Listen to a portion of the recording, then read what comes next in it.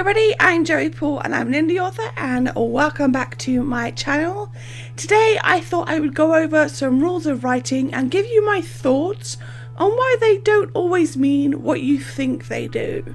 These are rules that we hear thrown about all over Authortube, all over the internet, and I just wanted to break them down and just give you some thoughts on what they do mean and what they don't mean. So number one, write every day. This is one I think a lot of people have debunked. The idea behind it is that you should write enough to start a writing routine, and that's a good idea. It wasn't until I made a routine and habit that my writing really took off. So making a habit is a good point, but putting too much stock in it being every single day can lead to burnout and setting yourself up to fail. At the end of the day, you need breaks. You need days when you're not writing, and that's part of being healthy and taking care of your needs. So while writing every day doing things like Nano or the camps can be seen as a must, it's not really sustainable. My preference to this advice is telling people to set up a writing schedule that you stick to no matter what, to make it a habit, and make sure that that includes downtime. Number two, said is dead. If I was more skilled in editing videos, I would put up that screenshot of the sentence from one of the Harry Potter books where Slughorn says something and the tag is ejaculated. This is what telling people said is dead does to their writing, and it's not always a good thing. Yes, there are different dialogue tags you can use, and yes, it's probably good to use more than just said, simply because that weighs down the pacing, but avoiding it altogether is near on impossible. It leads to things like using things that don't match or that have different meanings than the author intended. For all those out there reblogging that post about how said is dead, let me remind you that it really isn't. I know it's a hot tip when it comes to writing, but it really isn't always the case. Half the time you don't even need to use a dialogue tag because it's pretty obvious who's speaking, and even if it's not, you can add actions or such to cover that side of things. It's just about broadening your scope and using said when it's needed. It's as simple as that. Number three, avoid tropes. You've all heard this one, how tropes are bad and you should always avoid them. Actually, tropes aren't all bad. For some readers, they are the reason they buy books. Yes, you should avoid using cliche tropes that people hate or stereotypes for characters of certain social, ethnic, LGBT and such groups. These are definitely things you should avoid, but avoiding tropes altogether just makes writing a little bland.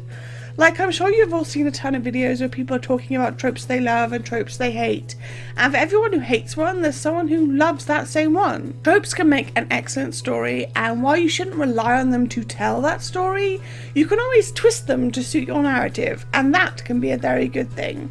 This, of course, as I said, only really applies to tropes that aren't actively harmful, but otherwise, use all the ones you want to and see how they go. It's not going to be the end of the world. Number four, never use adverbs. I think it was Stephen King who said that the road to hell was paved with adverbs, and while I think that sometimes you can use them too much, avoiding them altogether leads to other problems. Adverbs can be a great way to show something, and cutting them and using something else can lead to the reader thinking you threw a thesaurus at the work, and sometimes the words don't mean what you think they do. And sure, you shouldn't go nuts with every action having an adverb attached, but there's nothing wrong with using them sparingly when the situation calls for it. I can't remember the name of the original poster, but I saw one of them on Tumblr who said something like, while Killing Me Softly as a song title used an adverb, changing it made the title use impact. So remember that and just be careful with your usage. And number five, show don't tell. The bane of every writer's existence. I'm not going to tell you that you should never show and always tell. I'm just going to simply say that you should do both. There are some scenes where showing with lots of description and vivid imagery is just going to make that scene lose impact. I've read whole books where the authors took the advice to heart, and let me tell you, it was a really hard read.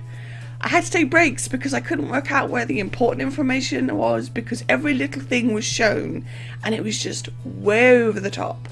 Of course, going back to the other extreme isn't any better, But finding that balance is a good thing and allows you to show the reader the important information and impact them with the punch of a scene by telling them. As with a lot of writing advice, it's best to learn that balance and see critique and see where you end up.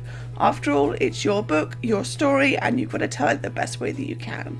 So there we go, that's 5 pieces of writing rules debunked. Basically, I've seen lots of people talk about, especially the write every day one, like even though a lot of people have debunked it other than me, it feels like a lot of newbie writers still think that this writing every day has to happen, otherwise you're not a real writer, which let me just say is crap. You don't have to write every single day. I don't write every single day, I'm a writer. I'm an author. I don't write every single day simply because I need breaks, and it's not just because I'm disabled, it's because I'm human. So, you know, there we go. So what's a piece of writing advice or writing rules that you'd like debunked? Let me know down in the comments below.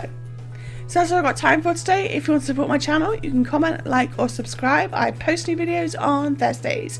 You can find me all over social media and my books are available everywhere. And don't forget to pick up Lights On or Lights Out, all the links to which are listed below. Thanks for watching and remember to keep writing. Bye!